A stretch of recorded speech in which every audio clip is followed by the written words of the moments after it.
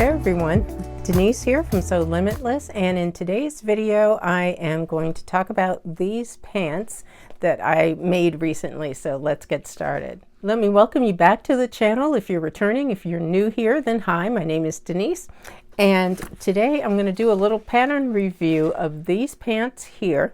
This is Simplicity pattern 8701. And this is one pattern that they call, well, pattern hacking is what it says here. Now, as I've stated many times, and also on my blog, which is at sewlimitless.com, you can hack any pattern, honestly. You can make it, you can change it and do whatever you want. But they made these patterns. Nothing wrong with that. So I really like the style. This is what they consider to be the base pattern. It is basically sort of a wide leg. It's shown here in a denim on the pattern envelope, which is something that I liked.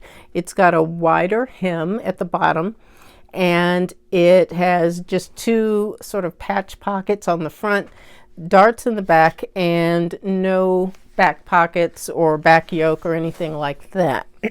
So I did make the base pattern. What I used, I had some quilting cotton, which was pretty wide, and so I just used this. I consider this to be sort of a wearable muslin for me, because there are some changes that I will need to make to the pattern to really get a good fit, and I will tell you about those in a minute. It's an easy pattern to make, I think, and there are instructions in the pattern that are good if you are a novice and want to start with pattern hacking, whatever. They do give you some different options in the pattern envelope itself. They give you some different options for some different looks with the same pattern.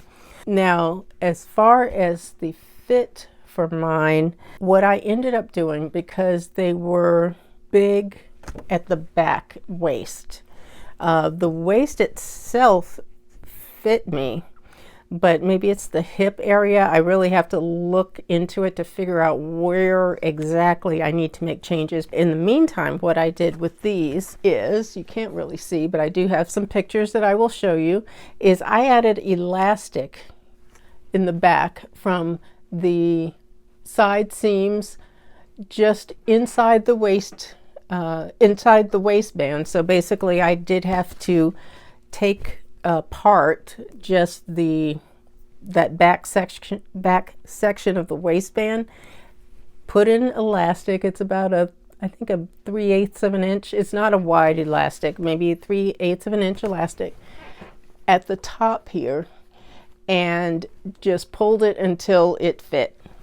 So that was my solution to the problem, because I wanted to go ahead and be able to use the pants, and rather than take them all apart and really do better fitting, that was the simple solution for me. But they do have darts in the back here, which I think I could either make wider at the top, which would help, which would take up some of that excess, or make the pattern piece a bit smaller in that area.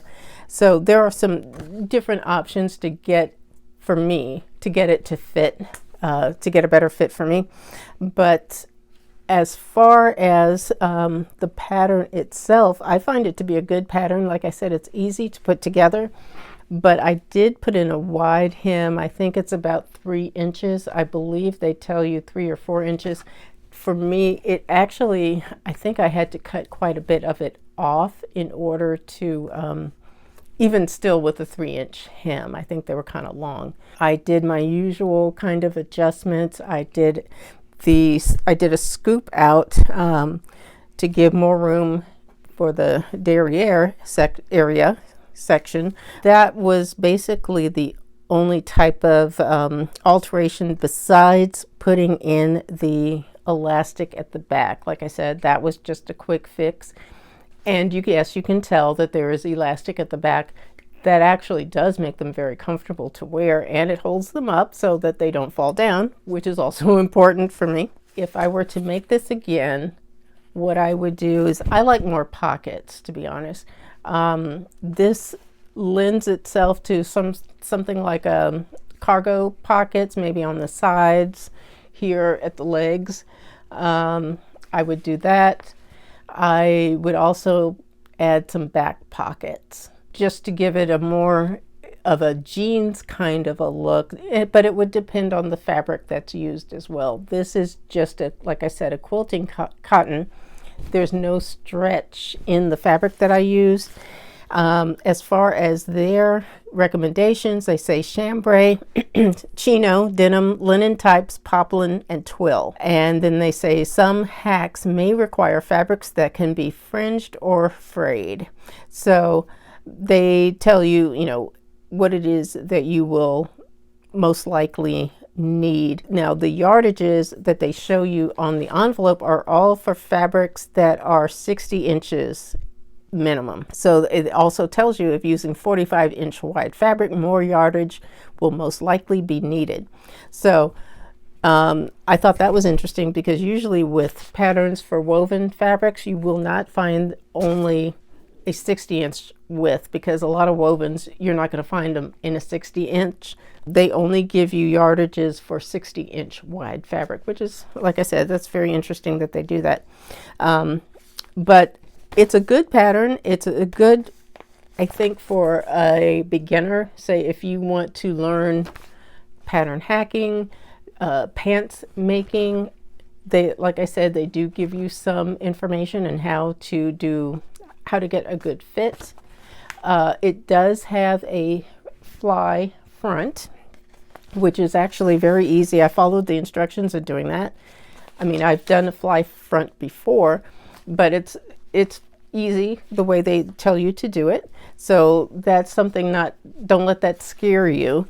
But it's a good pattern, I think. And yeah, I like the sort of the wide leg look. Like I said, it's a good pattern, and if you're a beginner, don't let it scare you. So that is it for this video. Please give it a thumbs up, subscribe to the channel, and hit that notification bell if you don't mind.